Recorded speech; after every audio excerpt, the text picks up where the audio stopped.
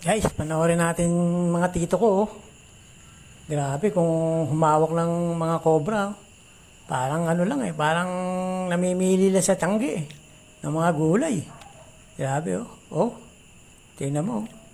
Oh, yung mga nakakapanood na bata dyan eh, huwag yung pong gagayain ito. Tanging mga professional lamang ang gumagawa nito. Siya nga pala guys, balak nilang palawakin pa yung kanilang cobra farm at naghahanap sila ng helper. Oh, magandang oportunidad na kompleto benepisyo. At sa tuwing ikay tatagal ng kada 2 linggo, may karagdagang bonus. Yun ang maganda ron eh. Ang tangay mo lang gagawin paghihiwalayin mo yung babaeng cobra sa lalaking cobra. Tingnan mo si tito ko. Oh, kinakaliskisan pa yata yung bibig ng cobra eh. Talaga namang napakagaling ng mga tito ko na yan. Minekos